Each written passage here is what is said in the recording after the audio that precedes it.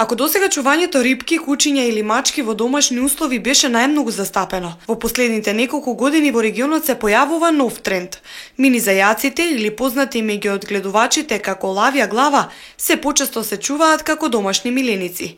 Овие мали зајчиња кои не растат повеќе од 20 сантиметри се многу лесни за одгледување. Се котат секој месец, а најмногу ги бараат децата. Во Струмица, Тодор Маџиров, кој со деценија одгледува гулаби, украсни птици и мали животни, е единствениот кој во регионот одгледува вакви зајаци. Бев јас на една изложба во Унгарија, по гулаби, по зајаци, папагали, све имаше. Кога ги видов, некако ми влегува во око.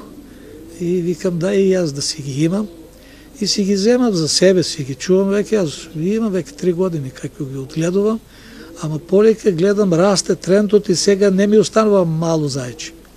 2 женки имам и едно машко, се котат на секој месец и никако повеќе да се намножат, бидејќи има многу активно побарување.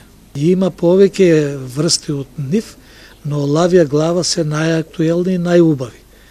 Тоа е мало зајче од 20 сантима, ушињата му немаат ни 5 сантима должина, со мали ножиња и исто милениче за дома, може да си го чуват во соба, самото навикнува да иде кај луѓето, си седиш на кревет, си гледаш телевизија, тоа ти иде во скут, се мази, се гали, исто како мачи.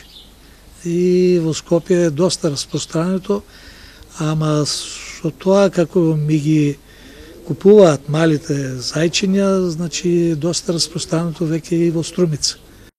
Освен индивидуалци, за овие мали цицачи интерес покажуваат и специјализираните продавници за животни, што потврдува дека интересот за нив се повеќе се зголемува.